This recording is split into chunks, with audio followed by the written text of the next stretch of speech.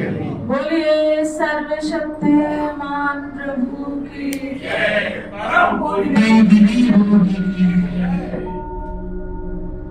जैसा कि आप सभी सत्संग करते हो, भक्ति करते हो, किसी न किसी रूप में सभी भक्ति करते हैं। जैसा कि कई बार हमने बताया कि कोई स्टूडेंट हो किसी भी चीज का, वह चाहे वो मेडिकल फील्ड हो या कोई बीएड कर रहा हो या जो भी सब्जेक्ट हो उसका, जो भी क्षेत्र हो उसका, जब तक उसे एक गाइडलाइन नहीं मिलती, किताबों में सब लिखा है, पढ़ भी सकते हो, लेकिन जब तक एक गुरु द्वारा गाइडलाइन नहीं मिलती है तब तक हम उस सब्जेक्ट में पारंगत नहीं प्राप्त कर सकते हैं, सफलता नहीं प्राप्त कर सकते। इसी तरीके से यह भी एक आध्यात्मिक पाठशाला है। जैसा कि आप सभी देखते होंगे कि आज के समय में लोग सोचते हैं बच्चों को रेस्टोरेंट, पार्टी, फंक्शन तो ले जाएंगे लेकिन सत्संग नहीं ले जाते। इसलिए आज आप देखिए कई ऐसे छात्र छात्राओं को देखा गया है कि पढ़ने में तो टॉपर है, फिर भी पता चला कि फांसी के फंदे पे लटक गए। रीजन क्या था? कहीं ना कहीं धैर्य की कमी है, कहीं ना कहीं पेशेंस की कमी है, और जहाँ धैर्य नहीं है तो वहां पर क्या होगा? ताकत नहीं, इंटरनल पीस नहीं है, इंटरनल पावर नहीं है, वह सब खत्म होते नजर आ रही है आज के बच्चों में, आज के युग में, आज के लोगों में। जो बात सही भी कही जाए उस पर भी लोग चिल्ला पड़ते हैं, उस पर भी लोग बोल पड़ते हैं। क्या कि सहनशीलता, सहनशीलता तो सिखाई जा रही है लेकिन सहनशीलता है नहीं। तो कहने का भाव यही है कि जब आपके अंदर सहनशीलता आएगी तो बड़ी सी बड़ी समस्याएं आपके जीवन में आएगी, लेकिन आप स्थिर रहेंगे, आप परेशान नहीं होंगे, आपकी अवस्था अलग होगी। देखिए समस्या तो जीवन में सबके होती है, चाहे कोई भी हो, कोई भी कैटेगरी हो या कोई भी व्यक्ति हो। अगर आप पढ़ाई करते हो तो भी समस्या है, नौकरी कर रहे हो तो भी समस्या है, जॉब कर रहे हो तो भी समस्या है, कुछ भी कर रहे हो समस्या आपके जीवन में है। शादी नहीं हुई तो समस्या, हो गई तो समस्या, बच्चे नहीं है तो समस्या, हो गए तो भी समस्या। तो समस्याओं का समाधान नहीं हो सकता। कहीं न कहीं आप देखिए आपके जीवन में परेशानियां हैं, लेकिन वह परेशानियां कैसे खत्म होगी? जैसा कि अभी आपको हमने बताया कि आज के समय में लोग भक्ति करते हैं लेकिन अपने तरीके से भक्ति करते हैं, लेकिन लोग अपने तरीके से। एक वस्त्र का क्यों चुना गया है कि जोगिया वस्त्र धारण करना है और किसी को व्हाइट ड्रेस पहनना, किसी को कुछ भी, जो ड्रेस एक डिसाइड क्यों किया जाता है? एक मेडिकल फील्ड है, एक दूसरा फील्ड है, एमबीए होल्डर है, उसका अलग फील्ड है, उसका यूनिफॉर्म है, क्यों है? सबका एक अलग अलग रीजन है। आध्यात्मिक जीवन जो होता है वो शांति का प्रतीक माना जाता है कि आप शांत पूर्ण जीवन आपका है। आपने व्हाइट धारण किया या जोगिया वस्त्र धारण किया, जो भी धारण कर लिया, लेकिन तब भी आपको संतुष्टि नहीं मिलेगी। संतुष्टि कहाँ से मिलेगी, कैसे मिलेगी? वह आपको कहीं न कहीं गुरु खोजना पड़ेगा, एक सच्चा गुरु के सानिध्य में आना पड़ेगा, तभी आपको मार्गदर्शन मिलेगा। जब उनके मार्गदर्शन पे आप चलोगे तो आपका जीवन जो ऐसे यूं ही बीत रहा था और सुखमय जीवन हो जाता है। तो धैर्य, जैसा कि अभी आपको बताया कि धैर्यवान व्यक्ति कैसे बन सकता है। सत्संग करते हैं, जैसा कि पहले के समय में राजघराने के भी जो छोटे छोटे बच्चे थे उनको गुरुकुल में डाला जाता था। वह गुरु के सानिध्य में रह के अपनी शिक्षा दीक्षा प्राप्त करते थे, इसलिए वह बच्चे भी तेजस्वी होते थे। वह तेजस्वी होते थे माता पिता के सामने सर नहीं उठता था, सर झुकता था, तो वह समाज का एक निर्माण कर सकते थे। ऐसे बच्चे थे। दुनिया में किसी के सामने घुटने टेकने वाले नहीं थे। आपने देखे स्वामी राम कृष्ण परमहंस जी हैं, स्वामी विवेकानंद जी को देखा कि उनके शिष्य कितने निडर थे। जब गुरु का सानिध्य मिल जाता तो शिष्य भी क्या होता है, निडर हो जाता। क्यों निडर होता? क्योंकि आध्यात्मिक पावर मिलती है। आप दुनिया में किसी चीज से आप निडर नहीं हो सकते हो। आप बोल रहे हो तो आपसे बोलने वाले भी लोग हैं। आप ज्ञानी हो, आपसे बड़े ज्ञानी बैठे हैं। आप पैसे वाले हो तो आपसे बड़े पैसे वाले बैठे हैं। आप खूबसूरत हो तो आपसे भी ज्यादा खूबसूरत लोग बैठे हैं। आपके कहीं आप जाओगे, किसी भी चीज में कंपैरिजन करोगे ना तो कर नहीं पाओगे, कर नहीं पाओगे। यह दुनिया है, कंपैरिजन नहीं। हमारे पास जहाँ जो भी है उसमें संतुष्ट कैसे रहे, उसमें हमें कैसे अपने आप को एडजस्ट करना है।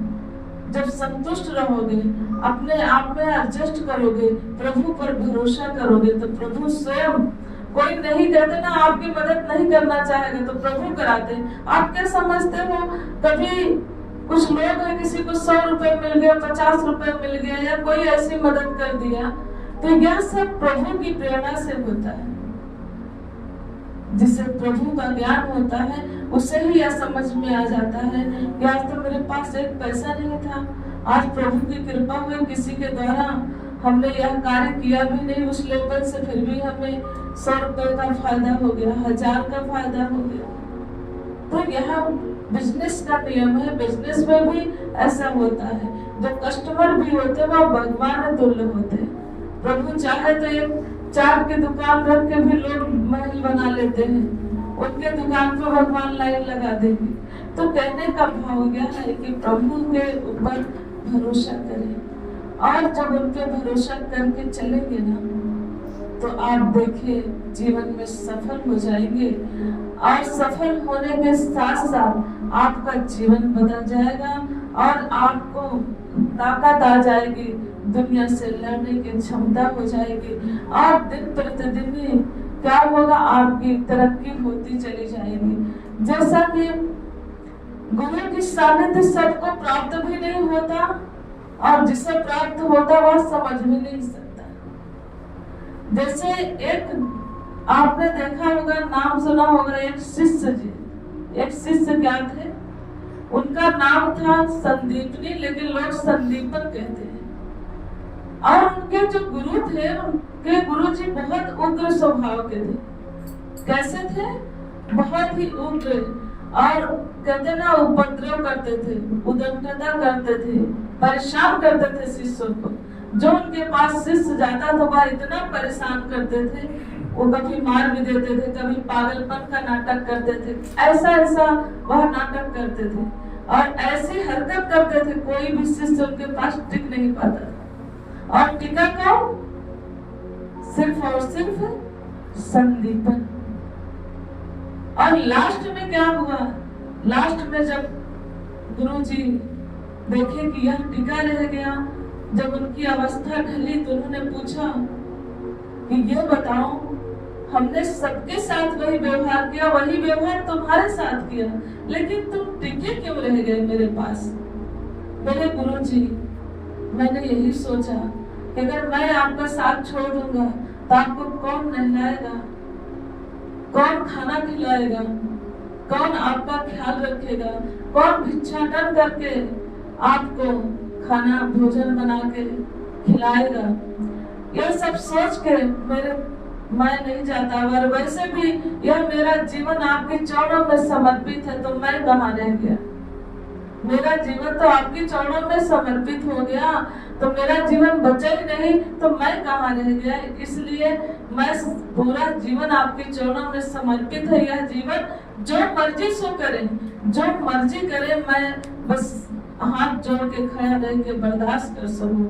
तब उन्होंने बोला कि आज मैं तुझे आशीर्वाद देता हूँ कि जो दुनिया का मालिक कहलाएगा, जो दुनिया का मालिक होगा, वह तुम्हारे ही चरणों में आएगा, उसका तुम गुरु बनोगे। आज देखिए भगवान श्री कृष्ण जी के गुरु कौन है। तो कहने का भाव यह है कि हर बात में एक राज होता है, हर बात में एक राज होता है। गुरु के दर पे हर कोई टिक जाए यह संभव नहीं है, हर कोई गुरु की बातों पे चल जाए संभव नहीं है। तो गुरु फिर वह चेला तो भगवान तुल्य हो जाएगा। जिस दिन आपको सत्संग समझ में आ जाएगी ना, उस दिन एक कुत्ते में भी भगवान नजर आएगा। हाथ जोड़ लोगे, जो आप गाली दे के मार के डंडा से भगाते हो ना, कभी नहीं भगाओगे, उनमें भी भगवान नजर आएगा।